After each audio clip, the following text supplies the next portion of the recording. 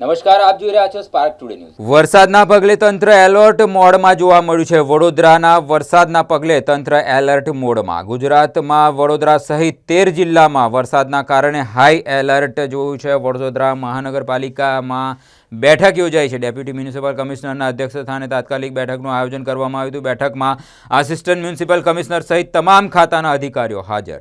પરિસ્થિતિને પહોંચી વળવા આગોતરા આયોજનના ભાગરૂપે બેઠક મળી હતી। બેઠક બાદ ડેપ્યુટી મ્યુનિસિપલ કમિશનર અક્ષય બુદાણિયાએ માહિતી આપી હતી। એટલે રેડ એલર્ટના પગલે પાલિકા દ્વારા કરવામાં આવી છે તમામ તૈયારીઓ। પરિસ્થિતિને પહોંચી વળવા તમામ અધિકારીઓને સૂચનાઓ આપવામાં આવી છે। જરૂર જણાય તો નાગરિકોને સુરક્ષિત સ્થળે ખસેડવા સેન્ટર, હોમ સ્કૂલો સહિત સ્થળો કરાયા છે તૈયાર। નગરજનો જરૂર ન હોય તો બહાર ન જવા પાલિકા દ્વારા અપીલ કરવામાં આવી છે। આગામી 24 કલાકમાં ભારે વરસાદની આગાહી છે। પાલિકા ઇમરજન્સી નંબર જાહેર કરશે। તમામ પરિસ્થિતિને પહોંચી વળવા પાલિકા તૈયાર હોવાનું જણાવ્યું છે।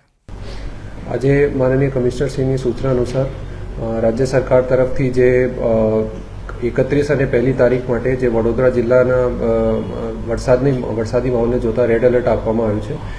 એના હિસાબે બધા અધિકારીઓની, બધા ઝોનના એક્સિયન્સની, બધા અમારા પ્રોજેક્ટના એક્સિયન્સની, વોર્ડ ઓફિસર્સ અને એએમસીની બધાની મિટિંગ આજે રાખવામાં આવી છે। જે બાબતમાં તમામને જે 2 દિવસની આપણે રેડ એલર્ટની આગાહી છે અને જેમાં વડોદરા જિલ્લામાં ખાસ કરીને આવતા 24 થી 48 કલાક જે ડિપ્રેશન બની રહ્યું છે, ડિપ્રેશનના કારણે બહુ મોટા પ્રમાણે વરસાદ થઈ શકે છે, એ બાબતનું બધાને સેન્સિટાઇઝ કરવામાં આવ્યું છે। રાજ્ય સરકારની બી સૂચના છે।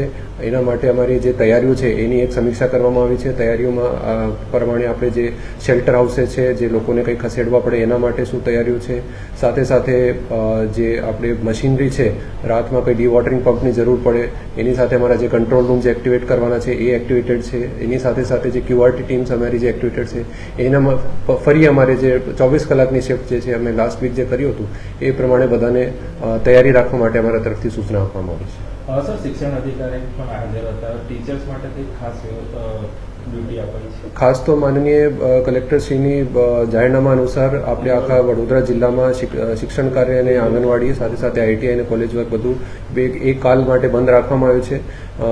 એ પ્રમાણે બધા શિક્ષકો, બધા જે બાળકો છે એમને સ્કૂલમાં રજા રાખવા એના માટે સૂચના આપવામાં આવી છે।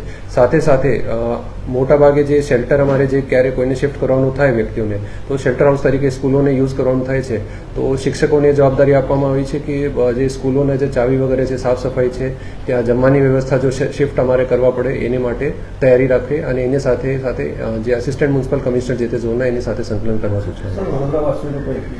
વડોદરાવાસીઓને અપીલ છે કે આવતા 2 થી 3 દિવસ આપણે વરસાદના આગાહીના કારણે બહુ ભારે થઈ શકે છે, એટલા માટે બિનજરૂરી બહાર ન નીકળે। કોઈ બિનજરૂરી કંઈ સલામત બિલ્ડિંગ ના હોય એમાં કોઈ રહેતા હોય, અમારી સૂચનામાં નોટિસ આપ્યા પછી પણ રહેતા હોય તો એને તાત્કાલિક ખસેડી લેવા અમારી તરફથી સૂચના છે। અમારી પાસે શેલ્ટર હોમ અને શિફ્ટિંગ કરવા માટે વ્યવસ્થા કરવામાં આવેલી છે। અમારા વોર્ડ ઓફિસર્સના સંપર્ક કરીને એ લોકો શિફ્ટ થાય એના માટે અમારે જમવાની વ્યવસ્થા અને રેસ્ક્યુની વ્યવસ્થા અમારા તરફથી કરવામાં આવશે।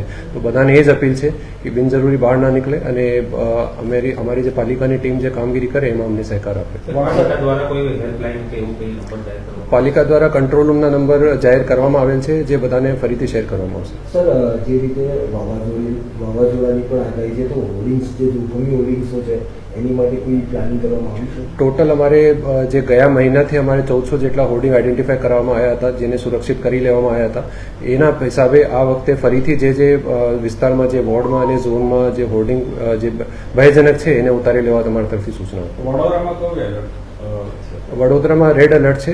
કાલે 31 તારીખે રેડ એલર્ટ છે અને 1લી તારીખે બી રેડ એલર્ટ છે અને જે ફોરકાસ્ટ પ્રમાણે 24 કલાકમાં એટલે 10-12 ઇંચ સુધી વરસાદ થઈ શકે એવી આગાહી છે।